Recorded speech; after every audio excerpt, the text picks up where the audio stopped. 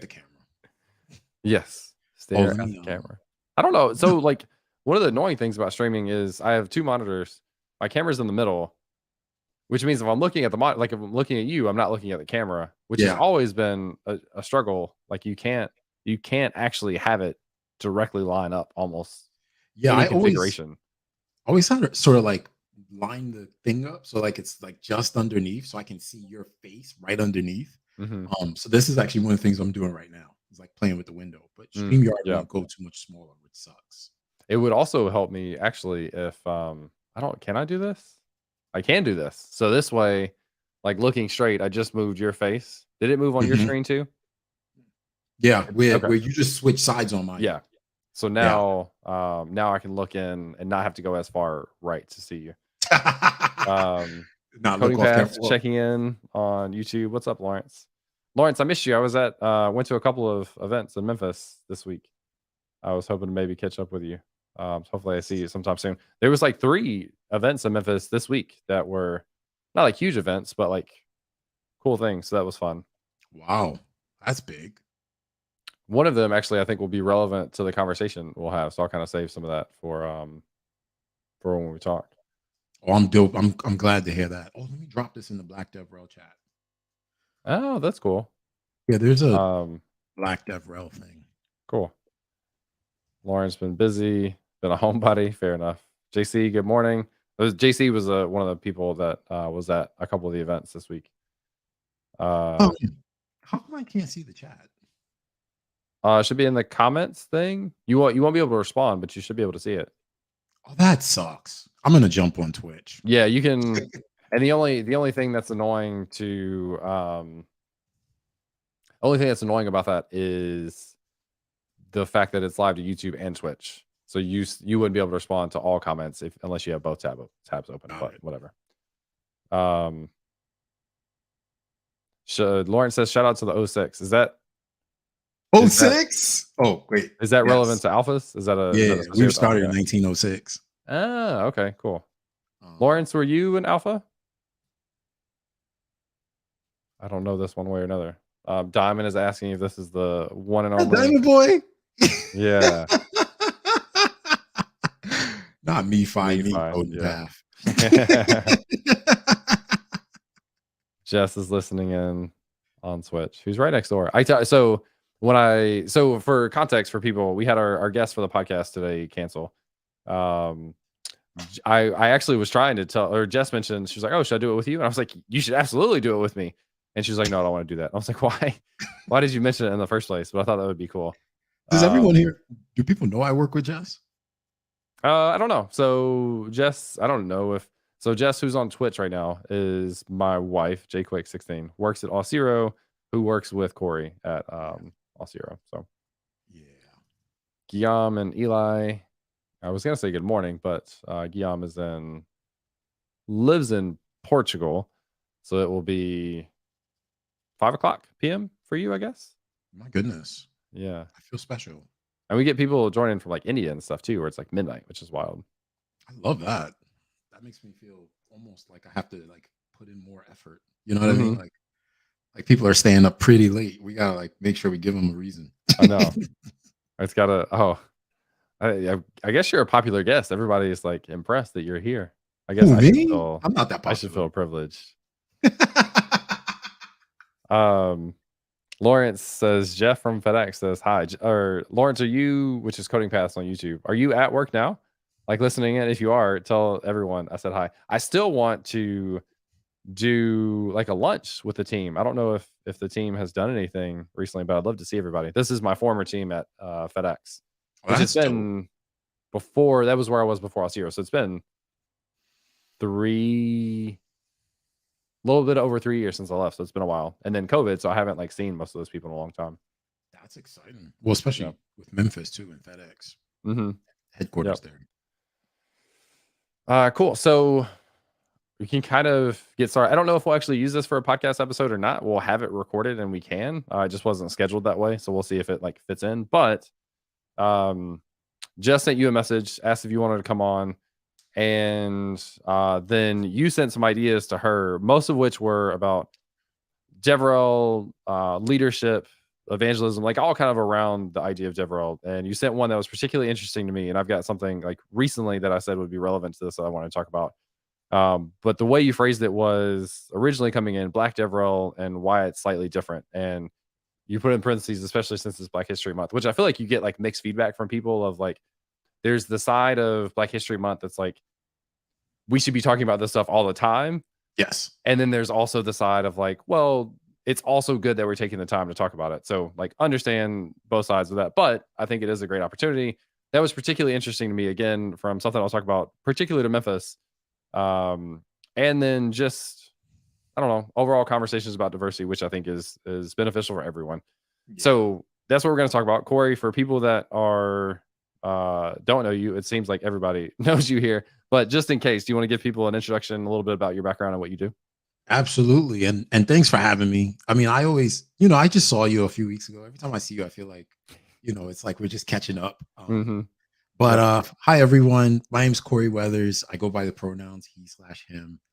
And I have the privilege to serve as one of the developer relations leads at Okta, specifically for Auth0. So that's why you see like it says DevRel lead Auth0 by Okta. Mm-hmm. There are two of us, myself and my counterpart Anna.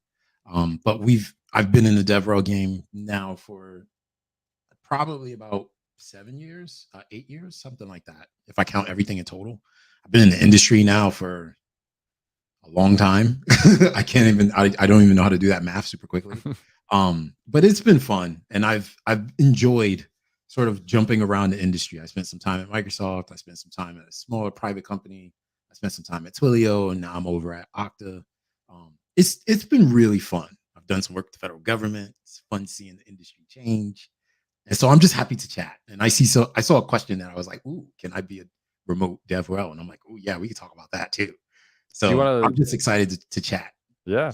Do you want to answer that now? Like I think of DevRel as being fully remote anyway, but is there anything that like specifically comes to mind with you with the idea of like DevRel being remote?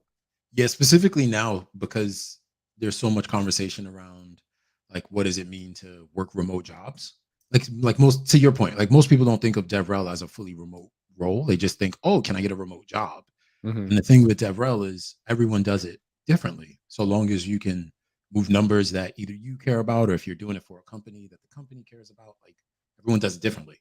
So the answer to that question is always yes. The question is how do you do it in this sort of a climate where like specifically in the United States, events haven't come back as quickly as in other parts of the world, where people are still a little gun shy to gather in public spaces in certain parts of the country.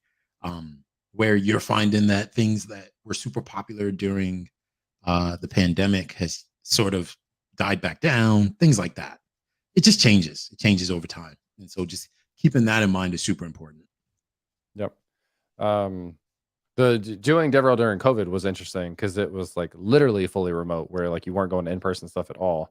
And you saw a lot more people get into streaming and videos and that sort of stuff. And when I started in evangelism at Microsoft, it was very much focused like you were a remote employee, but targeted in a specific city/region. So we had like tier 1, 2, and 3 metros. So tier 1, New York City, San Francisco, Boston, Miami, Chicago, like the really big cities, and then go down from there. So even though we were remote employees, we were meant to be doing stuff in those specific communities.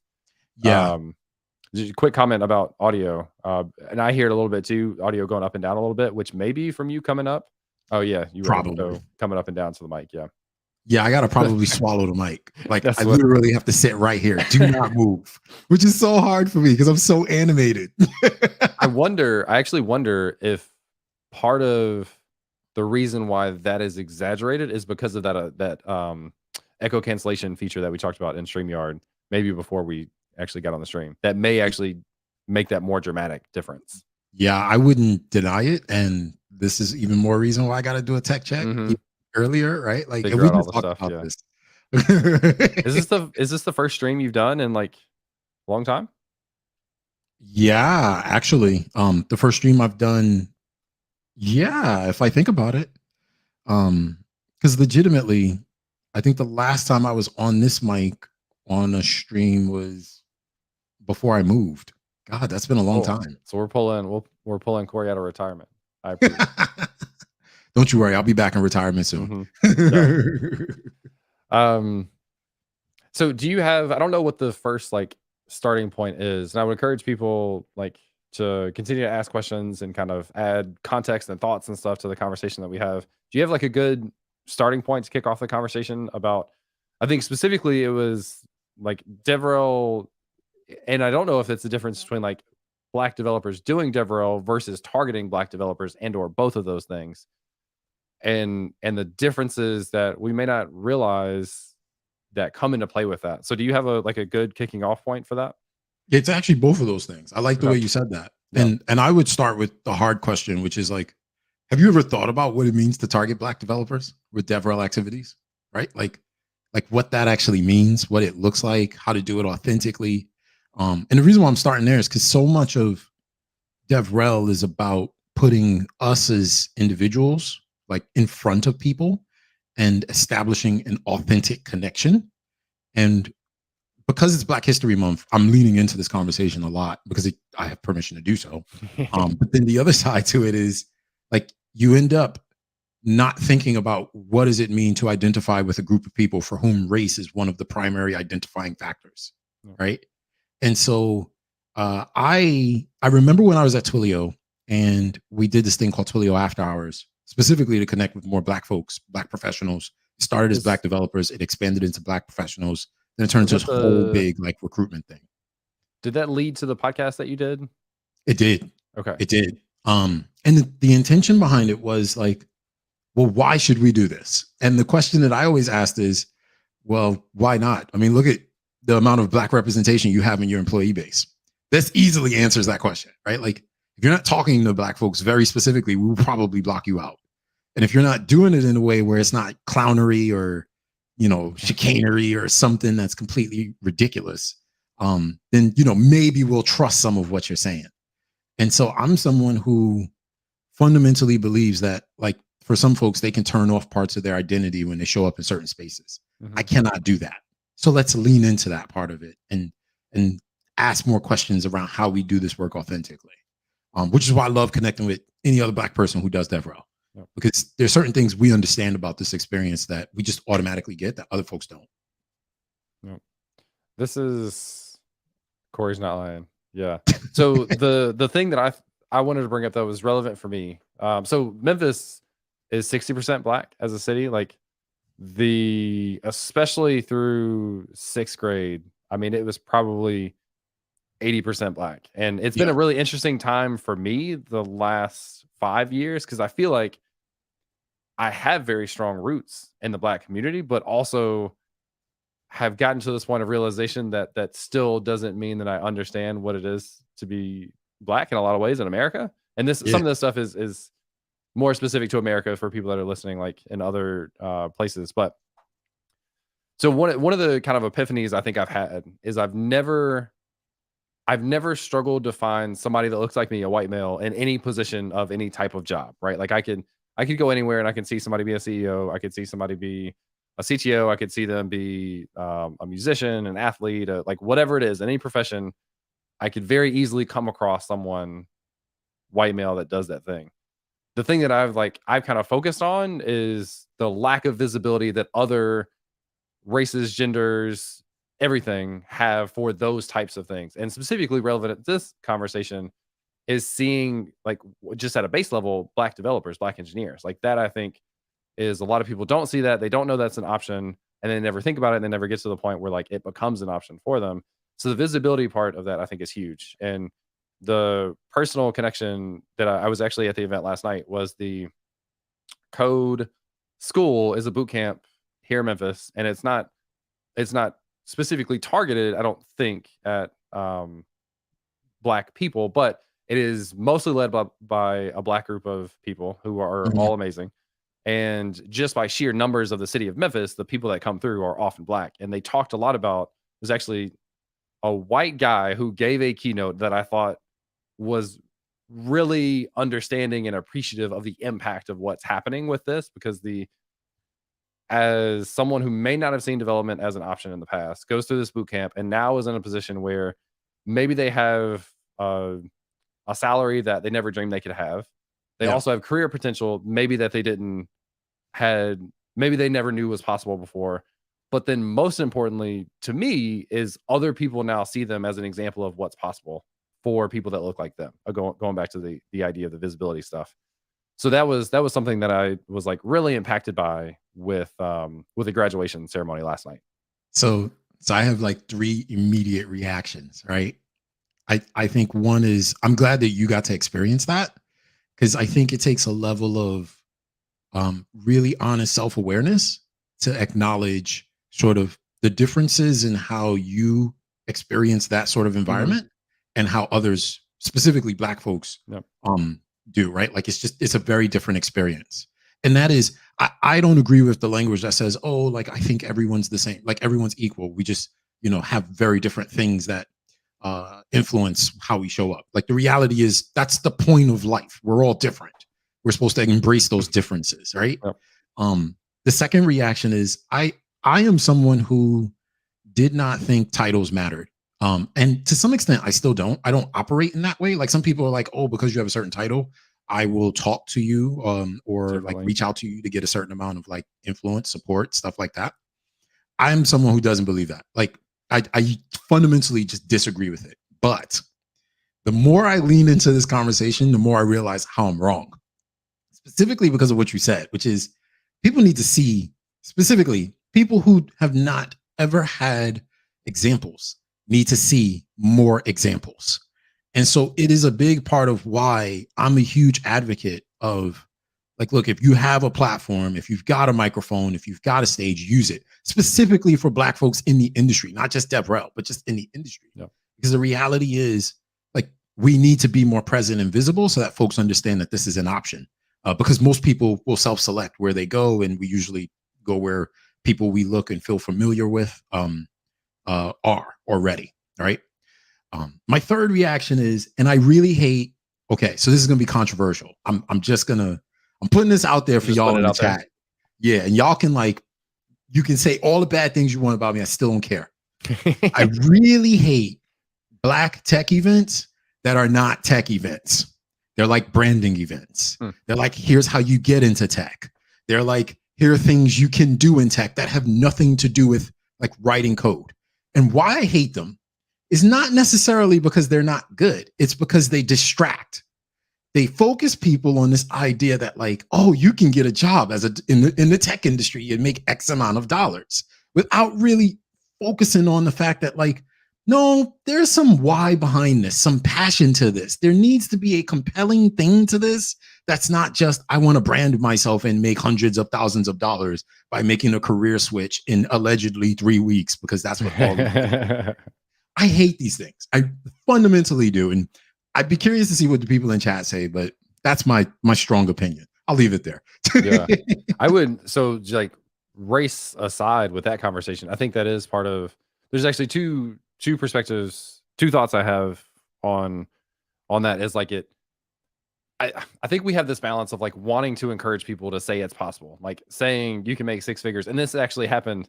It was funny at the event the other night. They were talking about how they have graduates that are making 6 figures now, and someone in the audience is like I sign me up. Like these are people that graduated a couple years ago or whatever, but people in the audience hear that and they're like, wow. So I think the exposure of like this is possible. I think that is huge to know Right. that it is a reality. But I also like a lot of things. I do think conversationally, and this is not specific to like race, but like just how we communicate that, I think does often overlook how tough it can be Yeah. because it's hard to do. Like going through a boot camp, I think is one of the most rewarding and one of the most difficult things that people can do in their entire life. Like one of the most difficult things by far, because I've been there as a teacher for literally hundreds of people going through that, and it's just incredibly tough, but also super rewarding. Um, and then the other aspect of this was shoot, there was two things that I've lost the second one now. Now I'm lost. Why don't we take a couple of comments and I'll see if I can come back to that because I had another one that I've now lost. And I got one on you for yeah, go poverty ahead. as well, but I'm Yeah. going to wait to see. Well, I'll just drop this on there, which is I also understand the poverty aspect here, right? Which is like there is you're trying to sell a dream to someone, right? In the hopes that they buy into what's possible. And so you're speaking to folks who come from nothing. Transparently, I come from the projects of Brooklyn, right? Like I'm the fourth of 6 kids. My father, we had a rough relationship, right? Like I had to pull myself up by the bootstraps. But the reality is, like, that is my profile. It Mhm. also doesn't define how I show up in the world today. So that's why I'm like, I just really wish we would move that conversation from you can make X $100,000 in 3 weeks by doing this one thing to, hey, here are some opportunities for ways you can drive impact, right? Yeah. And with that, yes, you'll get money, but you'll also get like this amazing network of people who can help you continue to grow your career. You'll get access to opportunities you probably never thought about or ever imagined would be possible for you. And you'll probably end up becoming an inspiration to the folks Mhm. around you, your family, your friends, and all those other folks who will then start to be inspired by you. Because that's really what comes with it. No one ever talks about. We won't talk about the financial cost though of being black in tech, because that's a different story. I actually I have a guess at where that goes, but I'd like to come back to that if you're cool with it in a second. Um, so you actually led me back to the point that I had forgotten, which I feel like I've now forgotten again. I had it while you were talking, and then now I'm blanking again.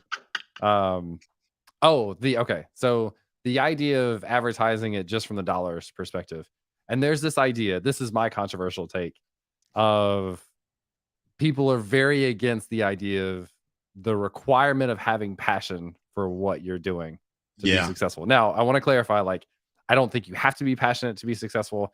I think you can get into tech because you want to make good money. Perfectly fine with me. My Yeah. point is, why would if you have the opportunity, why would you not want to make good money and also be passionate about the thing that you're doing?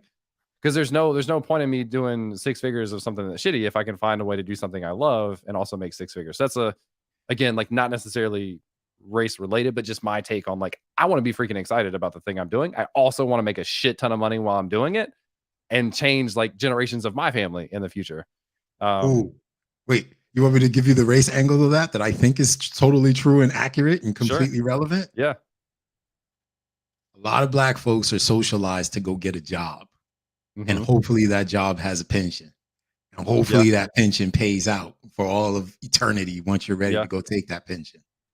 And so the difficulty on this is you tell a black person, yo, I want you to go get a job. They're not thinking about passion. They're thinking about Hmm. things that's going to pay them the most amount of money, Yep. even if they're going to run themselves to the ground to do it. That's how they think about it because that's how we're socialized. And I'm not going to get into the critical race theory argument, blah, blah, blah. But there's a lot of data and evidence to like point to why this is the case that points a lot back to slavery. Not Hmm. going to get into it. Folks can Yeah. go research it. But because that's the case, it doesn't surprise me that people often talk about this from this angle. Now, when I think about the black aspect and say, oh, Yeah. I got to think about this differently, because it's the same reason why prior to tech, folks were like, oh, yeah, you're black, you can go play sports. Even though I have like no athletic bone in my body other than I can run down a block. This I want to go play sports with you now. Just just see this in real life. This is how these things go. This is why you Yeah. shouldn't admit stuff like this on a live stream. I know. Yeah. Then it's like, all right, challenge accepted. We'll prove that correct or not. Exactly. Um, We've been ignoring the comments though. Let me stop. yeah, well, I was gonna like one. I think it's really cool. It always feels awkward to call this out, and honestly, as a white person, this whole thing, I don't know how to handle any of this conversation, and I hope that I can just like be here and we can chat, and other people can contribute, and it's productive. But I just want to like give a shout out, I guess, that we have a very strong black community in the chat right now, which I think is great. So like Yeah. not only not only interested in the conversation, supportive of just by being here, but also from hopefully like adding additional comments and commentary and stuff that I think is valuable for the stream. So I just appreciate people being here and being a part of this. James, you know we call that blavity, right? Blavity Yeah, when black show people up are around and all of a for sudden you see a whole bunch of black people come together, I we didn't call know that that. blavity. This is a new thing for me. That's great. Um thinking about like so DevRel is like one of the things you'll focus on is like engagement. And so um engaging with black developers, some of the mentality and stuff. Oh, black gravity. That makes sense. Mhm. Gravity. Got it. Engaging in different community. And this would be true for any community, right? Like I think this is probably something that doesn't get talked about because most developer communities are white male, so we don't think that like other communities are different, and treating them individually makes sense to relate. And anyway, so what Yeah. are like, I don't know where you want to take like interactions or engagement. Like, what are some of the things specifically in like targeting Black developer audiences or regions or whatever? What are some of the things that come to mind in doing that in a genuine way? Yeah, I'm gonna answer that, and I'm gonna answer Cbid's question because I saw Cbid ask the question, "Can y'all define DevRel?" Um, Yeah, that's great. Yeah, start with that actually. the way I think about DevRel, so everyone has their own definition for this, right? And even my job has its own definition. The way I think about DevRel is our job is truly one to be developers first, to have a care, love, interest, excitement, passion, enthusiasm for all things software development, right? To some extent. You don't need to be like the biggest fanboy. You don't need to be, yo, I'm just trying to get it, my foot in the door. You just need to have something.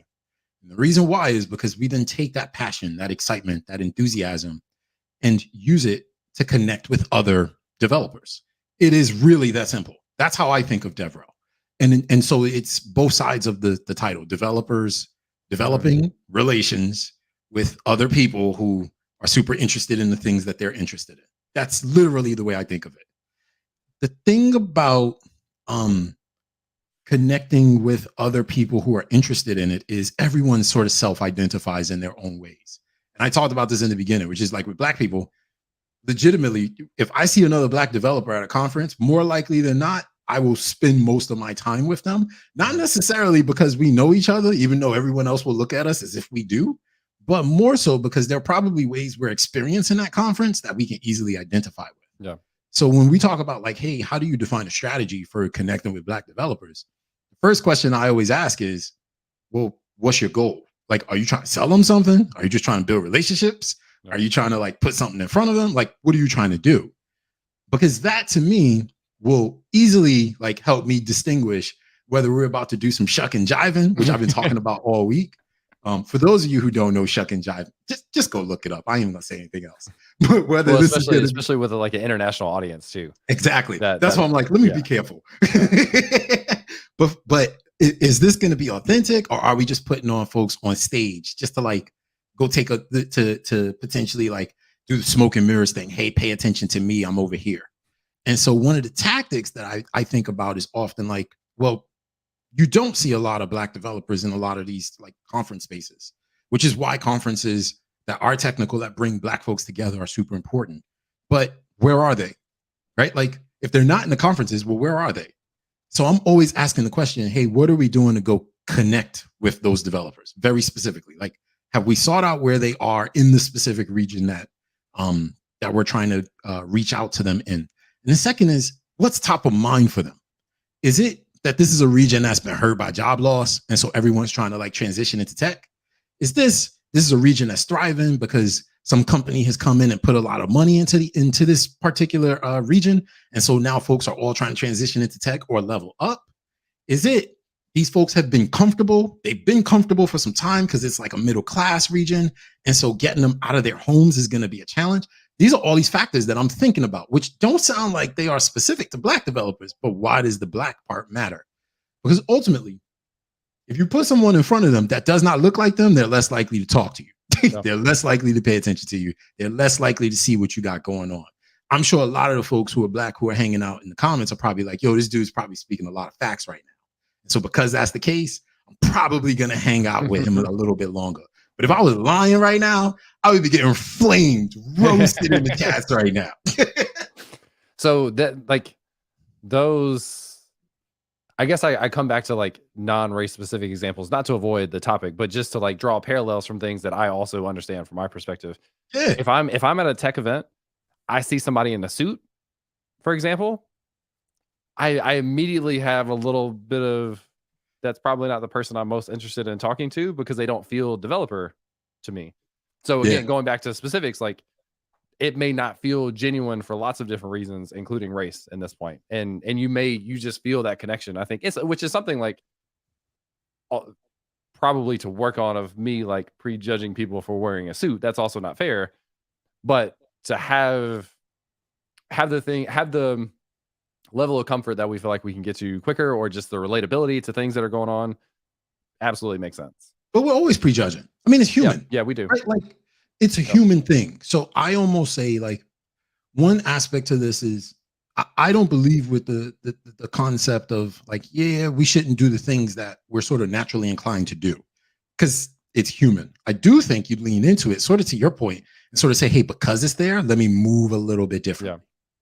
And it's the same way with bias. This is one of the reasons why bias is always complicated to talk about because people think, oh, you shouldn't have a bias. We all have biases. Every time you meet someone, you're telling yourself a story about that person, no matter what they've ever said. The question is, can you acknowledge it and do things differently because of it? Yep.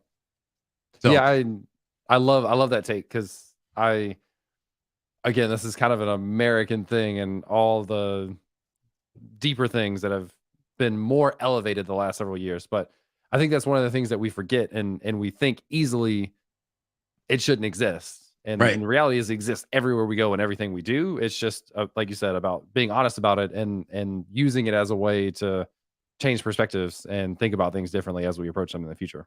But this is where I also lean into Rozelle's comment because Rozelle dropped a comment in Twitch that said you even have to do DevRel different in different countries. And this is a big part of it, right? Like the worst thing I could ever do is be like, okay, well, I'm a Black American, so we're going to go to an African country and we're going to go do some DevRel. No, that is just ridiculous. The way you do that is by literally, same thing I said earlier, you seek out the developers who are already there. You spend time listening to the things that they've been doing, to the experiences they've been going through, to the types of things that they're trying to build and the why behind it. And then you say, okay, well, how can I help? And it's a lot of listening and asking questions. It's a lot of being empathetic and sympathetic where you can, but empathetic in ways where you're like, all right, I kind of understand that you need more than either I can give or you need different than I'm experienced. Let's work together to find a way to like connect the dots. And that's authentic, right? Like so much of DevRel requires empathy. It's just, it's insane to me that we haven't figured out how to sell this as a class, but I'll come back to that later. I won't read the comment, but I have definitely heard this before. Lawrence's last comment. I can like hear this emphatically in my head. And it's something I've definitely heard in person many times. 1000% agree. Will mentioned that you and Corey and Will met as one of four Black people at a conference. Do you know what conference that was that you met at? That wasn't KCDC, was it? I don't think it was. Damn it. Will put me on the spot. Well, sorry, I didn't mean to put you on the spot. Yeah, I can't remember. I remember when I met Will. Yeah, but you don't remember which event it was? No, because sure he'll clarify. Yeah, he'll definitely clarify. Oh, it was KCDC. Okay, it was KCDC. Wait, was that the same year that I ran into you? It may have been because I didn't know Will at the time, but that's where we met. So it probably actually is. But the wild thing about this, and I don't know if Will's exaggerating or not, and very well might not be. KCDC at the time was a 1,500 person conference. Yeah. Again, thinking about representation and seeing people that look like you do a thing to see that as an option, that's wild. 4 out of 1,500. But think about it. Like, have you ever thought about like some of the more popular conferences that you've been to? And I think about it at every conference I go to now. Well, right? But like a lot of people don't. Like, and I'm saying this as someone who's a member of the .NET community. I love C#. I love the .NET community. There ain't that many of us. There ain't that many of us on stage when it comes to speaking on these things. And I'm going to give props to what's Marcus's last name? I'm going to give props to Marcus, who's over at Twilio. Because me and Marcus was the first person to inspire me to actually like be like, okay, no, actually go after leadership. I didn't really want to be in leadership in DevRel because I had done management in my career like many years ago, and I was like, I don't think I want to do this again. But the reason why is because he said one of the things that a lot of folks need to see as well is if I'm also one of the faces on the screen, it'd be good to be one of the leaders behind the scenes. And so as far as all the leadership work that I was doing at Twilio, I was like, hey, I want to move in a different direction, which is part of why I ended up at Auth0. And so, you know, it's the same thing. Each one see one, teach one, do one. There we go. Live life the way you want on YouTube, asking more about DevRel is about building and helping developers. typically the idea with DevRel is to go and help developers long term with the benefit of like getting exposure to the product you work on and getting feedback from them on the product that you work for, passing that to product teams, creating content around the thing that you do, speaking at conferences around the company, that sort of stuff. To do that well, Yeah. relationship management and just being a genuine member of different communities, and providing value is like number one. Yeah. Yeah. I would only add two thoughts to that. One is I'm proud to say that I identify with being a member of a number of different communities. So I'm Mhm. excited about that, right? Like and I'm saying this because I think everyone in DevRel does. Um, I think the second is one of the racial aspects that a lot of people never really talk about in DevRel, but it's actually super important is if I tell somebody I do community related work and I'm talking in the DevRel context, it makes complete sense. If I go to someone who's Black and I say, oh, I do community related work, they're not going to think anything about DevRel. They're going to think it looks something And like, are you talking to somebody at a developer conference, or just like talking to someone randomly? so it could be random, could be Okay. in tech, could be at a developer conference. They still may not get it. They're going to interpret Yeah. that very differently. And I'm saying that because I think so much of this is why like it's slightly different. There's always nuance and context that comes from like how we hear that is just very, very, very different. And so like when I go back to Brooklyn and I tell people, oh yeah, I do work with developer communities, they're gonna be like, wait, what? Like that makes no sense to me. And a lot of people say that, but they think of community work as something that is much more volunteer based, nonprofit based. You're Yeah. in community building Yep. things, helping to put programs together, things like that. This isn't exactly that. Yep. Gotcha. I don't know if Lawrence just changed his name on me or has another YouTube account. But Lawrence Lockhart is now living with the Lockharts. Clarify that for me. But Lawrence had a question back in the chat and in capital letters for Corey. So I will sit back. I will ask you and I will sit back. Any challenges you ran into specifically when traveling to conferences as a Black developer? I've heard a few less than positive stories. Yeah, you gotta be careful in certain parts of the country. I mean, I grew up in New York, so they tell you go anywhere south of the Mason Dixon, you got to be really careful. But then the other side to it is there's a conference that I went to in Idaho. I can't remember the name of it. I just remember it being in Idaho. And it was one of the first times I was very acutely aware that I was the only Black person. Mm. And that was very uncomfortable. And so after that, I said I would never do that again. I don't know how many other Black DevRel professionals in chat have had this experience. I hope they have not. But it is one that sometimes is incredibly fearful just because, again, there's the nature of like me, I'm a parent. At that time, I was also married. There's the nature of me being out there and like not feeling safe. And then there's the other side to it, which is like so much of us live our lives online as a public brand to some extent. And it's part of the reason why I never post my children online, even though everyone knows I have kids. Mm-hmm. And James, I think you've seen my kids. I know your wife has, right? Like, I don't know if I have actually, but okay, so you may see my kids. Yeah. But like I never post them because I'm always nervous that when things get uncomfortable or unsafe, that then they become a target. And I don't like that. So there have been times where I've been very acutely aware. And you go south of the Mason Dixon, now I'm doing it on behalf of the company. So I have a little bit more protection, but you still got to be careful. What's been interesting for me is hearing about like racism in the North too, because we like that seems like the easy narrative is south of the Mason Dixon, which makes sense, and there is lots, but I think there's also more that gets acknowledged that I haven't experienced, but I've just heard of more in the North or in the Midwest or wherever. I think it's just a bigger thing than we like to admit a lot of the times, especially when we as in white people don't have to make decisions based on that. But I'm curious, you said you wouldn't do that again, going back to talking about having been in that situation where you felt uncomfortable. Like I think you're clarifying a different situation where like you've been the only Black person in a room or an event, but it was comfortable versus not comfortable. What did you mean by I won't do that again? Like is that, and I think Will kind of put this in the chat, like when he travels, he looks into a Black friendly city. I put this in quotes because what do you look for? How do you gauge that? How do you make decisions on that for yourself? So historically, a lot of people don't know this. Again, and now they're trying to get into removing history from classrooms.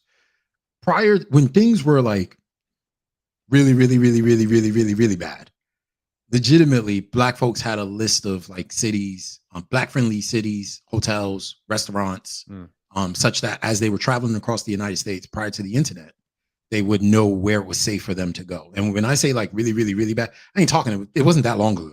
Like No. it wasn't that long ago. And so these lists now still exist online. Um, what I did, I went to that event as a representative of my prior company, and I didn't feel comfortable, but I stayed. Mm. I won't stay again. Yeah. Next Fair enough. time, I know it's time for me to go. And in that regard, like I'm okay now making that decision.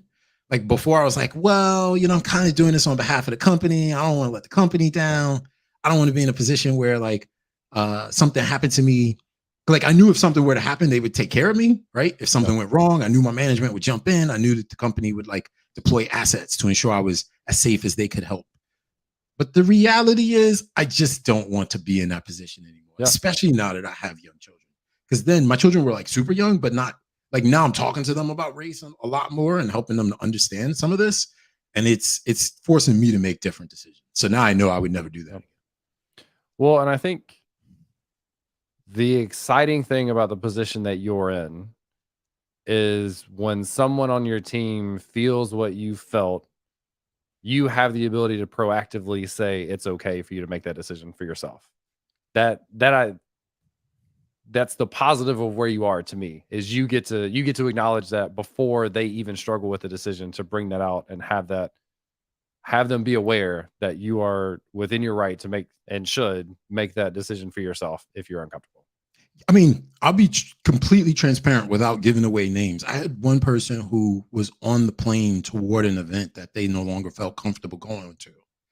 And I said, look, I am one of my fundamental rules of doing DevRel is I am not in the business of forcing people to do events. Mhm. I do not believe that. I will never do it. If my company ever asked me to do it, I would probably protest and quit. Right? Like that's how serious it is to me. Mhm. For this reason, right? This is about safety and security first.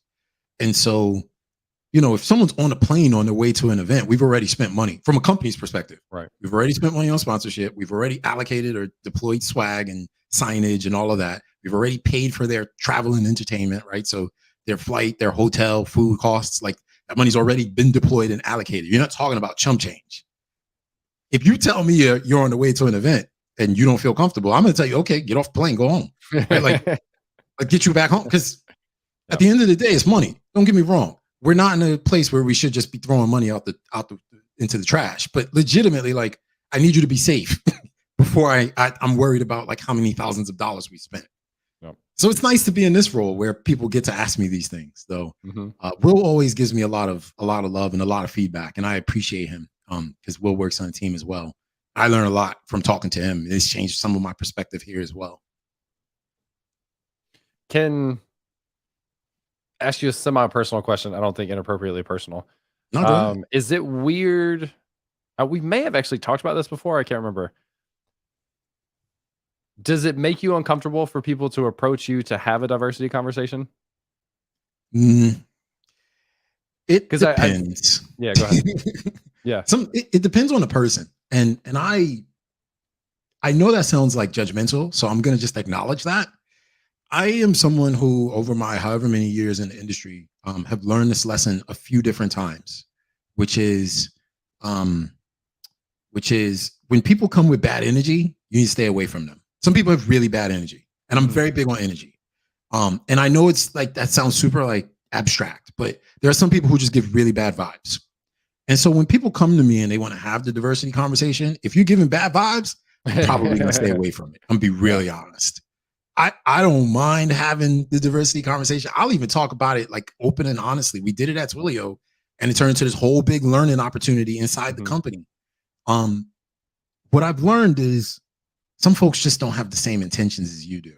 And so you just got to be really careful. Yeah. Yeah. So I had an interesting thing. It wasn't um black people specifically. It was like diversity. And I wanted to do I had this idea of doing like career chats with people, like just people, random people, super random, as random as you could get, people that are beginner in their career. And I get messages all the time. Hey, I'd love to ask you questions about blah, blah, blah. And I do that some. And I kind of asked on Twitter, I was like, what do you think about me doing a series of 15-minute career conversation streams that are targeted at diversity? Yeah. I think for myself, and like it's always the ability to reflect on like what are for yourself, what are your actual intentions? I think my intentions are good there. Um, but then got mixed feedback of not making it about diversity, but just making sure diversity is included, That's which right. is really interesting. Yes. Because there's also this side of me that wants to be explicit, that I want not for, and maybe selfishly it is a little bit, although I don't think so, but that's part of the conversation, is like wanting to brand it specifically so that people know it's meant to move the initiative here. Yeah. And then got like more negative feedback than not of like include diversity, but don't make it about diversity. Yeah, because oftentimes it's like that black tech conference conversation we had, right? Where the substance isn't there. So it's like you want to have people, you want to help people from traditionally underrepresented groups. But then once you get there and you say, okay, I want to help people, then it becomes about you helping people, not the help people receive. So what you would ideally want to do is have it be that you're helping people no matter what get into tech. You're ensuring that a certain percentage of those is specifically from this particular group. And in doing so, you're connecting with other underrepresented groups to give them access to resources and networking as they go along this journey, so that you're just one cog in the wheel, but it's not you. It's about them. It's about their journey and all the things. The downside to this is also like, oftentimes you get people who are, and I'm going to use black, people who are black in tech, and they start talking more about what it is to be black in tech as opposed to like the actual substance of their roles. So like one thing that Auth0, I think Okta did this a few months back, and I loved it, is they had a panel of black cybersecurity leaders having a conversation about cybersecurity. And a number of the black professionals inside of Okta were like, oh my God, it's one of the best conversations I've ever heard. And I love the fact that everyone was black, right? Like it was about the conversation, and the black part just happened to be a bystander. But we loved it. Part, yeah. Does that sort of help there? Yeah, I think so. It's just an interesting, it's always an interesting balance, because there was like mixed feedback, but I think that that does make sense. And I've definitely been in a situation, you just don't want it to come across as if you're just choosing them because of that. Yeah. Well, I think the other side to this too is you can still do it. It just wouldn't turn right. Like you just wouldn't necessarily say it. Right. Like for instance, I do coffee chats with a lot of people, like even some of the folks in chat all of the time. Some folks I probably talk to once every 6 months. Some folks I probably talk to once a year, but I do it all the time. And it just is. There's no need to talk about it. There's no need to publicize it. It just is. And this is how you get the Blavity situation, where I show up somewhere and people are like, yo, I love that guy. Yeah. So yeah. The reason I asked you originally about people reaching out to you for conversations about diversity is I've heard other people talk about how exhausting that can be to like, because a lot of times black people will find themselves in a situation where they are the only black person or a very small amount of black people at a company, as we've talked about several times. And then it's almost like this burden that they have to take on to be the voice of diversity, which is a very interesting balance, because I imagine a lot of people want to have the conversation, to spread the awareness, and to have the conversation just happen, but then also just like becomes, it's everyone's looking to them for like you, I don't know, for expectations of doing that. Anyway, I'm like a separate different question in addition to that is, do you actively pursue like your audience or platform of where you are in your career as an opportunity to talk about those sort of things? Again, finding the right like scenarios and people to do it with, etc. Yeah, I would say it varies. I'm at a spot in my career now where I know when I burn out from those types of things. Yeah. Before I did not. And so I always did it. And then I burned out and I was like, ooh. And it reminded me of this point, which is like a lot of people just assume that because Black people show up in spaces, we always just want to champion diversity. Yeah. When in reality, we just want to go do our jobs and then go home like everyone else.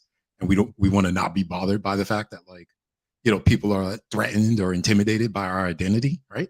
That's, again, another conversation for another day. Yeah. But because that's the case, I'm at a spot in my career now where I know, like, because of my title, because of my experience, because of some of my notoriety, if I show up in a space, people have certain thoughts of conversations they want to have with me. Yeah. And I'm okay with it. Like, shout out to therapy. I know how to put up boundaries. I know how to say, hey, I'm ready to walk away from this. Yeah. It is also something that just people just assume. And I hate that. I wish more people would stop just assuming that, not just about me, but also about others who I know in the industry who are Black and have some notoriety, probably even more notoriety than me. Yep. So yeah, And I'll be honest, I've definitely been on the side of asking for that reason. And again, like mixed thoughts when doing that, of like, you as a white person want to have somebody from the Black community come on and be able to do that and kind of drive the conversations. But I also have thought more about the potential overwhelmingness of having to do that, especially on a consistent basis. I think this is what Will's comment is about. He said it's like this for me. yeah. Being one of few and being looked at as the person that should be driving those conversations. Well, as a Black person in the industry, I'm going to say this, and it's probably a really bad assumption. So forgive me, y'all, if I generalize too much. Most of us have had experiences where we are one of the onlys. And I hate this. Like, it's more often than not that we're one of the onlys.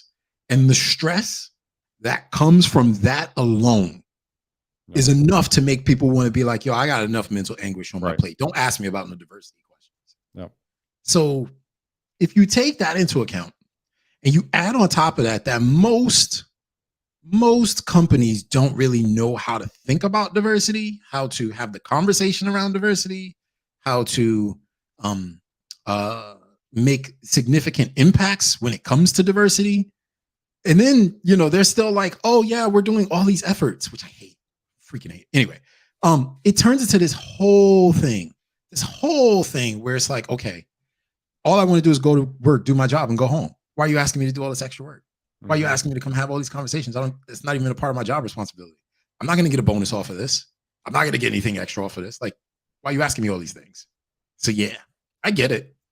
Yep. To be quite honest, when I saw the list of topics that Jess sent me that you had sent her, and I saw the one of this topic, yeah, I was like, I'm going to take advantage of this, and I would love to have that conversation, because I think there actually might have been.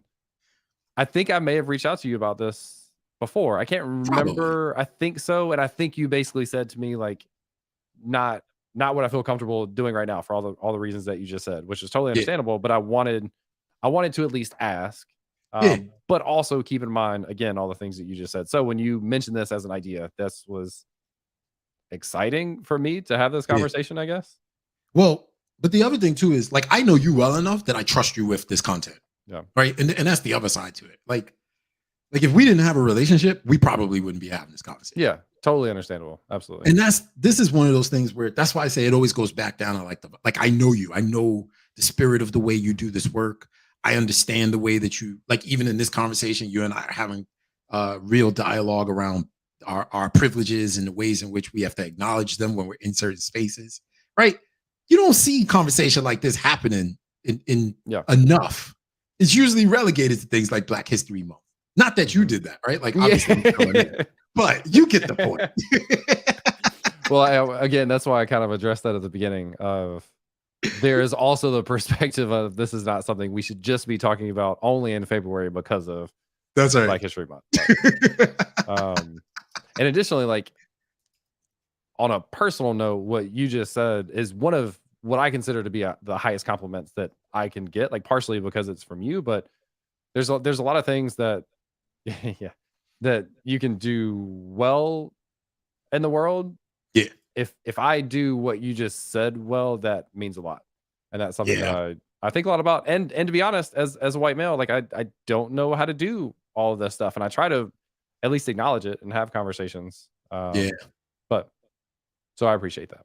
Yeah, no, man, well, we've been invited to now go pop up at speak at meetups together. So, I think this is our first natural step. We're Oh, working. in New York. Yes. Yeah, gotcha. I was like, what message did we get that I missed? So what's crazy is I'll be back in New York, not this weekend, 2 weeks from this coming weekend, and Yeah. it's the off week for that meetup, so I'm gonna miss it Oh, again. I reached out to Julia, who runs, I forget the name of it, but a developer group in New York City, and I yeah. just happened to, the 2 times I've been there in the span of a month will have been on their off weeks, because I think they do Yeah, them every other that's week, funny. which really sucks. Yeah. Well, I will say this. I am to that point. I'm actually trying to work with a number of folks inside of our DevRel team right now to get us doing more with Black developers. We're trying to figure it out. We're not entirely sure what it's going to look like. I'm going to be stopping back down at Howard at some point to go test some stuff out and see how this goes. While I'm down in DC, I'm probably getting up with a local meetup group who invited me on Twitter a couple months ago to come hang out with them, just because I just want to go hang out with some Black developers. I think, the more I do stuff like that, the more I feel like I'm continuing to stay engaged, right? Because even this stuff that's going on within, like, because I sit in a leadership role now, I don't get out to a lot of different events anymore as I used to. And so there's stuff that I'm missing. So I want to have the pulse. I just want to keep a pulse on what folks are talking about, making sure that like I'm doing my part, given my role, given the fact that like now I'm trying to grow my career in the way that I am. And we'll see where this goes. Again, this is like you recognizing the potential like burnout and how much of that you do. There's a great community here in Memphis, as you probably can imagine, especially with the group that I talked about earlier. So their next cohort of people has 40 people in the group right now. Wow. Which is incredible. So if you have the opportunity, and you've talked about coming to Memphis, and I'm still trying to road trip down there. Yeah, I would love to get you connected to not necessarily do a panel or anything, just like hang out at a meetup with a group of people. I'm game for it. I'm still trying to road trip down there like sometime before May. I think that was the date that I had said. So I'd love to get down there. And if they want to, have me come do a talk, because I'm doing a talk in, I don't know, I think like 3 weeks on all things APIs, which I'm excited about because it's forced me to have to write some more code, because I've been out of touch with some of the .NET things. I know, yeah. So I'm excited about that. Now I'm gonna geek out. Let me not do that. We ain't got that much time left. Will says he needs to come to Memphis. Absolutely. Grizzlies game and a meetup. Yeah. I swear, if I told people on Twitter I was going to Memphis, they would be like I get a lot of invitations, I think, to hang out with folks, which I'm always game for. Yeah. So we should probably do something. Guillaume is gonna fly in from France as well. To meet up. Coordinated. Yeah. Call out for me, Brad, some of the comments on YouTube. I don't want to prejudge because it's hard with text. They seem intentionally controversial. I'm not sure if that's intended to be. They're coming off that way to me a little. So please pay attention to those. I don't know how to call that out appropriately. I also want to give fairness of like, I can't get all the context and text messages. So I just wanted to call that out really, really quickly. I mean, Brad gets to have an opinion. Yeah. That's the best I got. Yeah. I just can't, I can't interpret them. And so I don't know which way it's going. Yeah. Anyway. Will says Aussiero should sponsor a meetup, which I'm totally game for. We like we've had one conference in Memphis, which was like 6 years ago, I think. Yep. And it would be great to have something again. It's a tough thing to do from an organization. Like organizing conferences is not something I would ever want to do. Yeah. But it would be great to have something bigger here. After having seen a number of community conferences be organized and then doing this now for a number of companies, it is one area where I know I should not be spending my time in organizing. Yes, yeah. It would frustrate me. Yeah. to all ends. So I know, keep me out of those details as much as possible. Yep. I'm the exact same way. I'm a 90 percenter. I'm not the person Yeah. that has attention to detail. Like I do something 80 to 90%, and I'm good with it, which is a strength. So everything I think can be a strength and a opposite of strength, a detriment or whatever. The strength Yeah. is like I have the ability to iterate quicker than a lot of other people do with things that are perfectionists because they can't let it go. Yep. Whereas I'm not interested in those final details, so I'm okay cutting it off short, which means my final product a lot of times is not as good as other people's is. This is Um, me and you are the same. yeah. I'm only cracking up because we did a behavioral profile on the leadership team. And that was where I realized yet once again that I do not have that strength to go the final mile, that final distance. Don't ask me. Mhm. I'll get you probably 60% of the way. Yep. Your 90 is my 60. And after that, I'm like, okay, you go finish it. I'm gonna go focus on Yep. something else. Yep. It's and I imagine a lot of people relate to that. There was a question from Ryan Roga. It's a technical question about Auth0. If you're cool with it, Ryan, I'd like to just save that for later, and we can talk about it in Discord. Ryan's active in the Discord. Just a little bit of a would be a big pivot from the conversation. So if you want to ask that in Discord, we can totally come back to that. Wait, Jess is I'm not sorry. in Go your ahead. Discord. I What'd you just say? realized I'm not in your Discord. You're the worst. I You're was the like, wait, worst. am I in? And I just looked to the side. I'm on my phone now. I'm like, The oh, I'm not in worst. his Discord. Let me get in there. Just in case you don't have it, there's the link for people in the chat. Court, are you okay with time wise? Like Yeah, probably I'm good. wrapping I up got soon, time. but okay. No, Friday is my no meeting Friday. So Yeah. yeah. Um, I think this is a good one to comment on. So Brad clarified like the separation of black and white. And I think Brad is in Europe, so I think there's some of this that just in America is different in fairness. So Yeah. he talks about the black only versus white only, and we've gone through racism of that, like being laws and like going much further, etc. I think part of maybe you can comment on this. Like a lot of what you've talked about is like finding that community and being able to relate, finding people that like look like you, etc. Do you have like a take on like why that's important? I guess does that make sense? Yeah. I mean, so I took a sociology class many years ago. I don't remember much. One thing I do remember is they said people self-select into communities that look, feel, Mhm. smell, sound like them. Yep. Right. And so if you don't have a community that fits those boxes for you, then you're never going to pursue an opportunity, right? And that doesn't mean that you shouldn't. But I think for so long it was assumed that you shouldn't. It's the reason why you didn't see a lot of black folks in tech. Mhm. It's folks are like, well, I'm not going to do the fight. There ain't nobody there to take care of me. There's no one who can identify with my struggles. There's no one who can help me when I run into problems.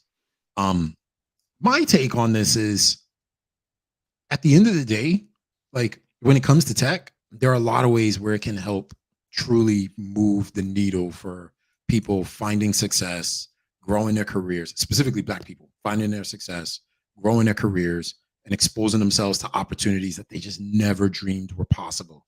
And those three things are so important because there are so many other factors in the world against us that, like, if you can find some ways to take control of this, let's do it. That's how I think about it. Yep.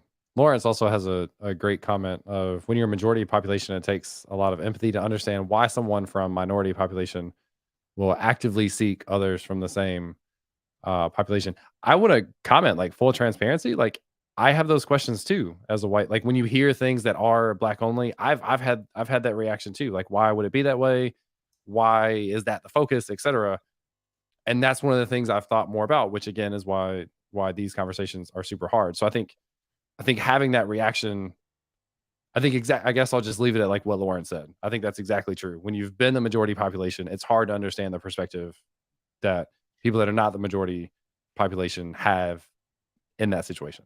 But I keep saying this, right? Like, the thing that I like about your reaction that I wish more people would lean into is recognizing that you've had that Mhm. reaction Yep. and the why behind it. Yep. Because the problem is more times than not, people feel threatened, but they can't acknowledge that.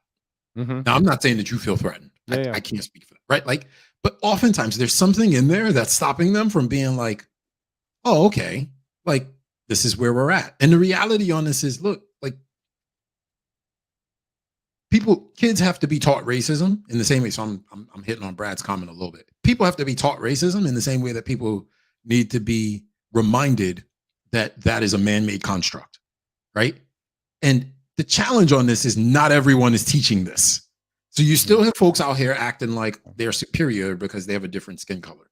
You still got folks out here acting like they because of the difference in their skin color that they should have access to certain rights, to certain privileges. And it's just not the same. It's just not right. Like we're in a world now where like we need to be making changes.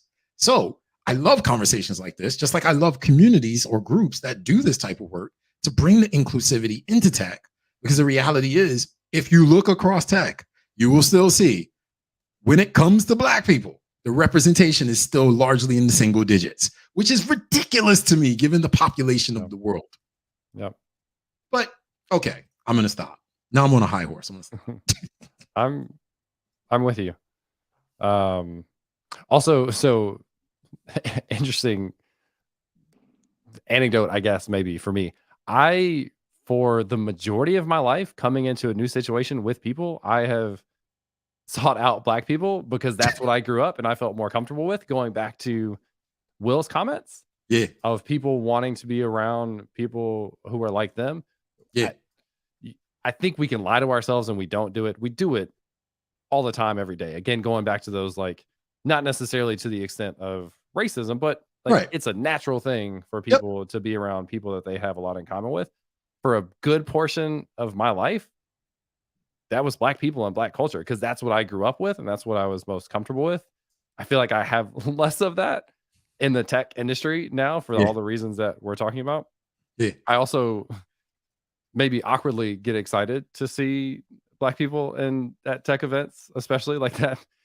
It's cool for me. So I get excited about it and I try to like I don't know how you not be awkward about it, but I try to make sure like if there's 8 people I could go and like talk to and one of them is like Black or like a woman or like different things like of yeah. diversity, like that's a person I'm probably gonna try to go out of my way to say something to just because of like from the idea of just diversity in tech being a good thing and the fact that a lot of people, especially if they're not feeling if there's not a lot of people around them that look the same, etc., Yep. they probably aren't having people coming up to them. And so it's easy for them to be self-isolated and just kind of stick to themselves because they don't have someone like being proactive the other way. But this is a part of why I love DevRel. And I never talk about this aspect of it, but it's one of the things that continues to excite my passion for it is if I take the race, gender, like identity aspect off the table, a big part of our job is to make heroes and celebrities out of the developers who are building things day in and out, no matter what. Like you could be a 12-year-old kid building something in, that solves a problem for you specifically as a 12-year-old. And it could be one of the coolest things I have ever seen. And that enthusiasm, one is so infectious. People always tell me that's one of my strengths, though. It's a different thing. But that enthusiasm is infectious enough that 12-year-old kid should probably feel inspired and celebrated and everything that comes along with that. And I love this aspect of DevRel because then when you add the identity pieces back onto it, it just hits so differently.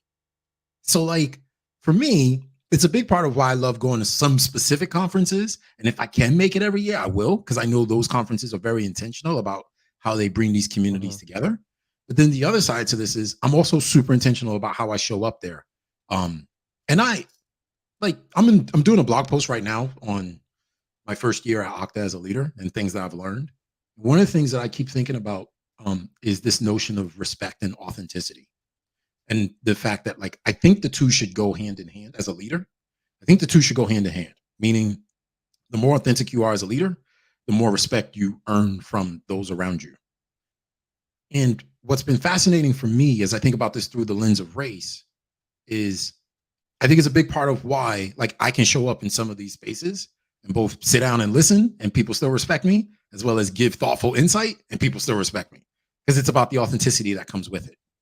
I'm not in there just to be like an ad. Oh wait, I don't know if I can curse. I'm not in there to to just be like acting up. I just I care. I should have asked you that before we went live. No, yeah, but you get the point. Yeah.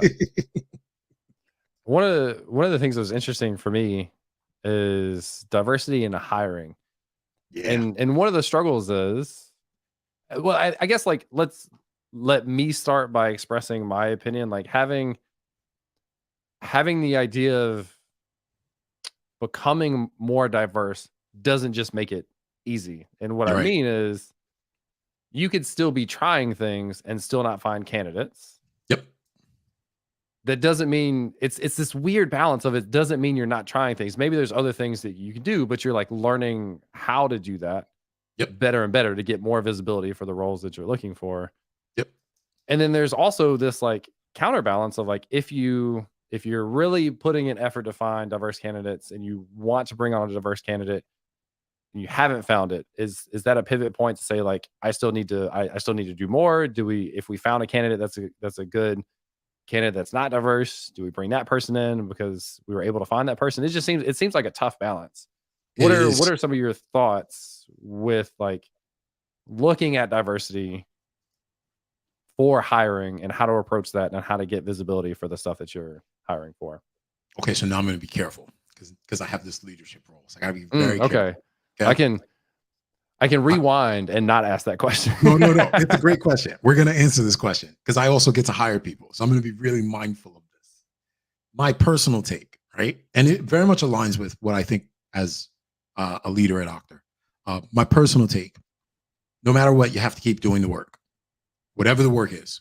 So for some folks, it's navigating that first barrier of getting the first person from an underrepresented group. And that first barrier is incredibly hard because, again, most folks will only go in places where they see people who look like them, associate with them, and things of this regard. For some folks, it's getting more, right? Getting N+1. What does it mean to hire the next person and the next person? And as you do more of that, then it becomes a retention question, which is, and what are you doing to keep these folks happy? Yeah. And part of retention is growth. Part of retention is paying people. But ultimately, no matter what, you have to keep doing the work. Because if you stop doing the work, then you will never make any progress. That's my personal opinion. As someone who works at Okta, the slight variance is I don't have an unlimited clock. I have to make sure I fill a head count by a certain point or I lose it. Yeah. And so because that's the case, oftentimes I spend a lot of time sourcing folks behind the scenes. I spend a lot of time talking to friends saying, hey, I may be getting this position. Right. Someone else I know may be getting this position. And this is the part of like, it's one of those like things about management that no one ever talks about, but it is like, there's a lot of stuff we do behind the scenes to help prime the pump when we know things are coming. Yeah. This is one of them, which I think most folks who say, hey, I want to move the needle on this, I don't think they think about this aspect. What is it for me to not do something super publicly? What is it for me to truly like connect with organizations that focus on this? Because now we have a bunch of them and say, hey, look, I may be having a position come up. Is there any way that I could make this position ideal, exciting, something that we think will resonate with folks from this particular community? Not because I'm lowering the bar. God, I hate that. More because I'm wanting to make sure they have access to the opportunity. Yep. And then from a DevRel perspective, like so much of our job is public facing that most people in DevRel recruit other people in DevRel. That's really how this goes. And so because that's the case, you can end up with that same issue that startups have, where startups were traditionally all white men because they hired their friends. You even have to be that much more careful so that way you don't just have a bunch of folks from a specific group standing on stage representing you, your product, your platform, your customers, your developer community. You have to be careful. So yeah, it's complicated. Yeah, I think Lawrence, please correct me if I'm wrong. I think Lawrence has ranted in the past about the idea of the lowering the bar. And I'm glad that you clarified it's not lowering the bar. Like we still have high expectations for the roles that we're filling. Again, Lawrence, please correct me if I'm like misrepresenting things that you said in the past or talked about. But I think he has like kind of come out to say like that's not the goal. It's the exposure part to know that these opportunities exist, Yeah. which is huge. And you've actually really helped me with something that I hadn't thought about before, because I've thought about the reactiveness of hiring diversely, where we have a position now and we're like, it'd be nice if we had a diverse person join the team to like round things out. Yeah. And now we start to go and we don't have those connections. Yeah. But it comes from having built those connections already, not even super intentionally, just showing up, like just Yep. being a part of the things that are going on, which this is like very similar to just the idea of DevRel, of just meeting developers where they Present. are and being present and showing up, to the point where now when you go to hire, you're not trying to figure out how to find diverse candidates. You're Yep. reaching out to communities that you've already been involved in. That's actually like kind of an epiphany for me, because I hadn't quite thought about that. But one of the things I have talked about, like in conference talks and stuff, is the idea. And I think Taylor Desson, who's a recruiter, was the first person I heard specifically say this. Um, Lawrence, where it's like your brand, you don't create your brand when you need it. You No. create it for when you need it.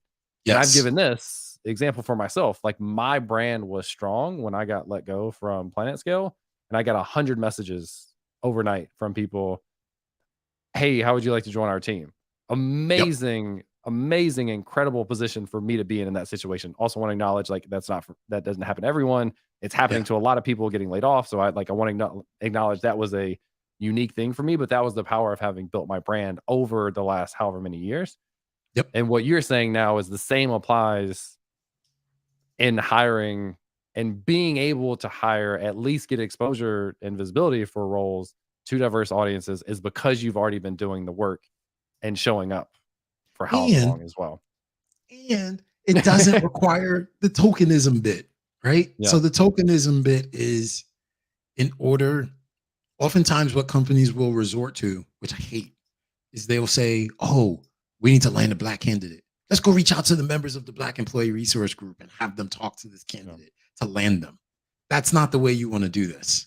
Yes, it's a good idea for your candidates to connect with other Black employees at the company. You don't want to use them intentionally in this way. What you would prefer to do is have there be an already existing relationship, or just make folks available to them throughout their experience interviewing, such that when they have questions, they feel safe asking certain types of questions to those folks. But a lot of companies don't think about this and they get this wrong. So, and the thing is, we know, like we talk about this. It's not like all the Black people come together and get on a conference call. But we have friends who talk to friends who talk to friends, and then we know. So we learn. And then we're like, I don't know about that place. So you wonder why companies struggle. Well, this is how it continues. This may be inappropriate. I don't know. I'm a huge Dave Chappelle fan, and what you just like, you were like, it's not like we all get on a conference call, a skit. I could like see that Zoom skit in my head, Yes. like on Chappelle Show. Yes. And they're just going through a checklist of like companies that, anyway. Did they do this? Yeah. Did they say this? Yeah. Is this the token statement? But I think that that's also a good call out for something similar that we talked about earlier, of the idea of the burden and responsibility that comes down to the only Black person in an organization. Is, hey, can you tell us about diversity? Can you tell us what we're doing wrong? Can you reach out to your Black friends and say we're hiring? Can you be a mentor for Black people that are on board? I understand why that's the reaction, but also the more I think about it and hear from other people, think about the burden that comes along with being that person or one of few people, and the expectation just being there. Well, and this is where I'll add the other lens of the only Black DevRel, because our job is so public facing. One aspect of our job is to be the face of the company to the developer community. So could you imagine when the company has like a Twitter snafu and they say something completely inappropriate or disrespectful, and folks are like, well, how could you get on stage and represent them? well, we can't trust you because you're still working with them. Whereas then it becomes less a conversation about the product and the platform and more a conversation about the identity. What you want is a delicate balance of both. You don't ever want it to veer too far on one side. It's tough. Again, Yep. slightly different. Yeah. And I think a big takeaway in all interactions associated with what we just said is no one is perfect. Yeah. Not that these are sides, but on either side, no one is perfect. The intentions, the energy that you mentioned, super super important. The ability to reflect on how did we do in given interactions, and then make educated decisions to try to do things differently or the same, depending on like how the reflections go. Yeah. As I think is the like really important part. So again, like I understand people reaching out saying, "Hey, we'd love for you to be a mentor to this other person because we think it'd be valuable," and it well could, but there's also the balance of like the responsibility and all those things. So none of those things are Yeah. perfect, but the conversations I think are super helpful to give people things to think about. Well, and this is where I appreciate the invite to come hang out with you, right? Because I, again, like I have a lot of, oh, well, I know you, right? Like I have a lot of trust in you and your ability to help navigate some of these parts of the conversation that I wouldn't be as comfortable talking to someone else about. Um, Actually, us talking today reminded me that I owe a couple people some text messages back, which is hilarious. Glad we could get down to the real importance of this conversation as reminders for you. Well, and most, so I'm so bad. When I was streaming, everyone would be like, "Dude, you never email me back." I'm so bad about that. They join it. Yeah, yeah. Yeah, so I got to do better at it. But this is kind of the point, right? Is like as we're talking about some of this, there are always conversations about this stuff happening. Especially like as I think about the DevRel aspect, there's a whole conversation that we were just having that's very similar to this just a few days ago. Me and a number of other Black folks in DevRel, and so I say it to say like, while everything isn't always broadcast, I'm glad that we got the chance to broadcast this. Mhm. Yeah, yeah. I mean, we're an hour and 20 minutes in, and I like we should be wrapping up, but I have not once in the conversation been like, I'm ready to go eat lunch. Like The I've food's more been, important. I know I've been full in. Um, Lawrence, who works at FedEx, is saying one thing that FedEx says. Well, I apologize. So DMs are hard to keep up with. Yeah, For I will go and check that. Well, I apologize. They can be like overwhelming at times. So I go through phases of not looking at DMs, but I'll go and check that out. Just great timing for you to call that out right in front of yeah, everyone. So I appreciate that. Um, Lauren said one thing FedEx has done in regards to creating direct relationships, or is to create direct relationships with HBCUs as well as other Black collegiate organizations and professional organizations to help the pipeline issue. I love that, especially in Memphis. The like, there's no lack of diversity in Memphis, yeah, and um, I don't know. It would be for specifically a Memphis perspective. Like the thing that's so exciting about people going through this boot camp that I mentioned earlier is that sort of stuff. Like maybe people go on to different cities, which is also great. mhm, That then like building up the city as a whole, like more people making more money, having more opportunities, more visibility, all those things. Um, yeah. yeah. I'm gonna. Okay, so everyone who knows me knows that I am a proud. There are certain things about me that I'm super proud of. Yep. One of them is I'm an incredibly proud graduate of Howard University. Shout out to HU, the real Can, HU, can you right? clarify? Just we've got international audience too. HBCU. Do you want to clarify what that is? Yeah. So, again, history here in the United States, for a number of different reasons. Folks in power way back when decided that they did not want Black people to be able to attain college educations, really an education. One of the ways in which that showed up was through university. So, uh, in order for people of color to get access to education, we had to create these institutions ourselves. Historically, Black colleges and universities are an example of that. It's actually the same for my hat. I'm a member of the nation's Mhm. oldest Black Greek letter fraternity. Um, and it was founded on the campus of Cornell University, in part for the same reason, just because there were not a lot of black folks up there. I won't get too much into the history. Um, but Howard is one of the more popular historically black colleges in the United States. Um, and it is the real one, regardless of what people who graduated from Hampton University will ever say, because they were not a university until some years after they were created. We can get into that conversation another time. But I just saw an article literally last night that said that Amazon, which had already invested a bunch of money into Howard for the School of Fine Arts after Chadwick Boseman passed away, because he also Howard affiliations to Howard. But Amazon has expanded their investment into Howard specifically for all things. What did it say? Let me go find the article. For all things STEM related. Yes.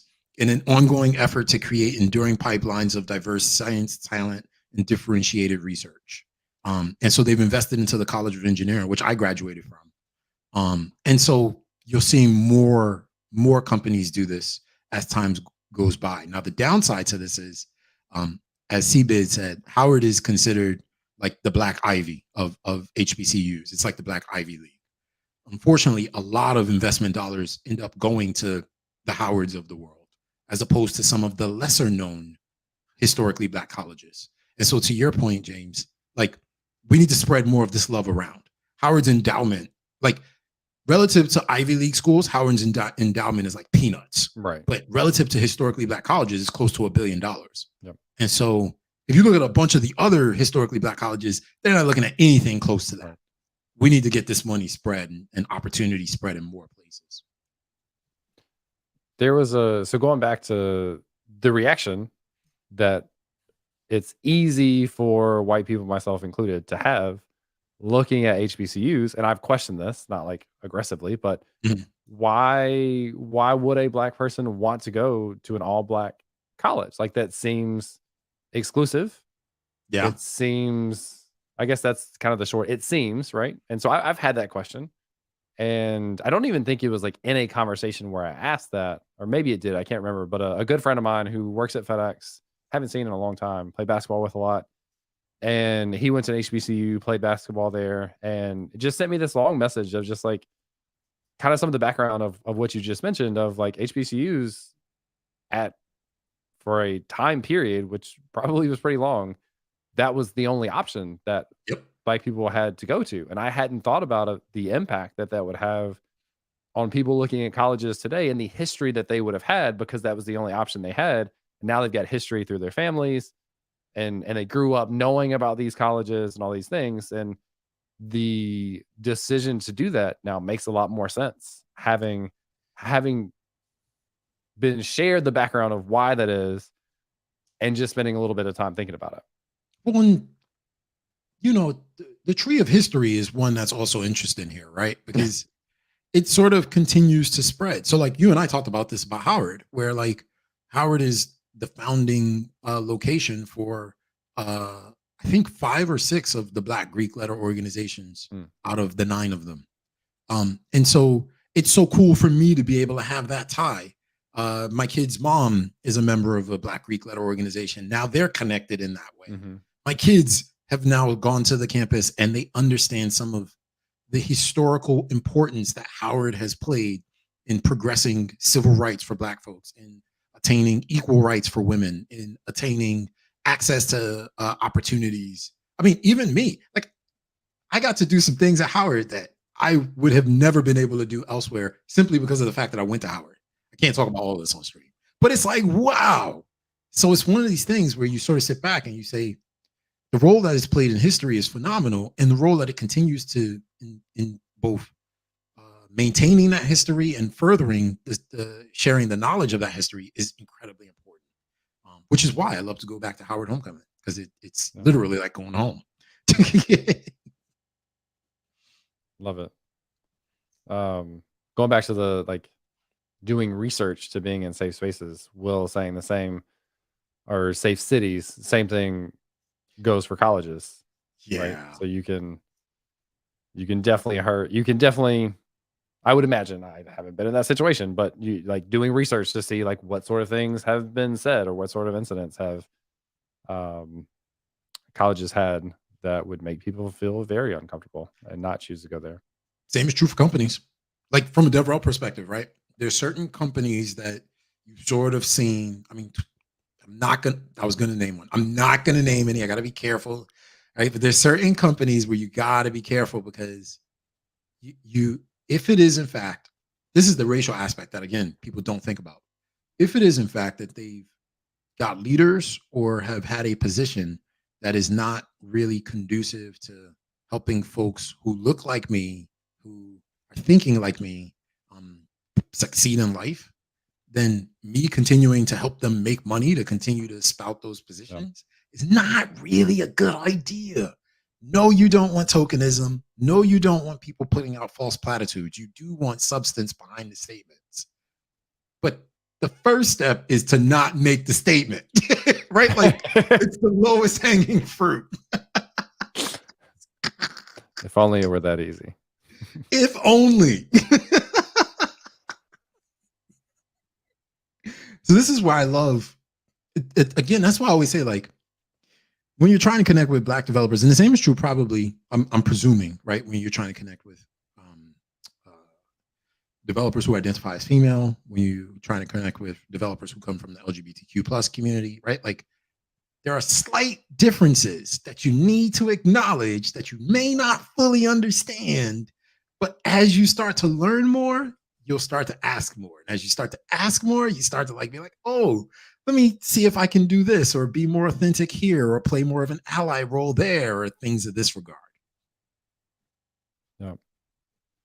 In that vein, um, thank you for joining and allowing us to have this conversation. This has been like in the comments, one of the best received streams I've had in a while, and the engagement and stuff. So I also want to like appreciate everyone for participating, commenting, asking questions, etc. I really appreciate that. And the conversation, this has been. It always feels weird to to say a conversation about this type of thing has been fun, but it has, to be quite Yeah. honest, and I've really enjoyed it. But thank you for the transparency and the vulnerability that it takes to come on and do this. Hey, I appreciate that, James. The next time I'll come on and we'll talk about something identity or .NET or tech related or We'll get developer back to the issues, tech, yeah. right? And then we'll come on back and then you'll be like, okay, that guy actually really does know what he's talking about.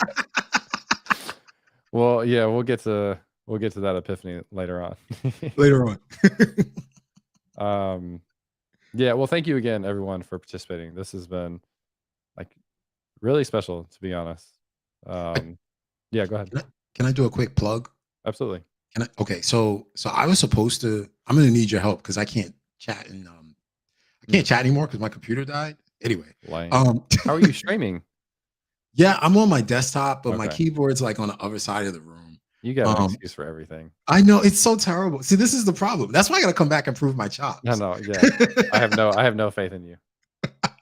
um, no, so I was supposed to start streaming last week, and then we had some issues. Because at Okta we had some unexpected layoffs, unfortunately. Hmm. And then I was supposed to start streaming today, and I had to go be the classroom parent again for my son's classroom, which was exciting. So I'm gonna start streaming next week. You if folks want to, no, we won't always be talking about Black things. Yes, we will be talking about all things .NET or developer related. And yes, we'll be doing some identity things. Hit the follow button. I'm lighting back up next Friday, and I'm very excited. I've been doing a lot of work to prepare for it. I'm very excited. And now I know I got to fix my microphone. Mhm. So thank y'all for the feedback. That's exciting. When you were streaming regularly, yours was definitely one of the ones that I was most excited to tune into. So I I highly appreciate that. recommend people, if they haven't, to go ahead and follow on Twitch. Yeah, I'm excited about that. And I love that Brandon's got so much confidence in me. Somebody's got to. Exactly. Somebody has to these days. But yeah, that's it. Thank you, man. Yeah. I'm trying to I'm looking on Twitch. All right, I'm gonna raid people. How do I get back to the comments? I'm gonna raid people over to also one quick question for CBID. I'm thinking this is Chrissy from Discord. Can you just confirm that for me? If so, great to see you. Thanks for being here. And yes, Noobtacular. I do a bunch of .NET, mostly C#. Cool. Chrissy, great to have you. Chrissy actually in internal chat that we had in our Discord was kind of raising some of these questions, which was really good. So I again want to appreciate doing that and for being here and showing up in Discord. Damn, that means I really do have to join the Discord. You do. Yes. That is a requirement. All right. I'm gonna raid people over to on Twitch to Jen's channel. So keep an eye out for that. Thank you everyone for being here. Really appreciate it. I had a ton of fun. And hopefully I'll catch you next week. See y'all soon.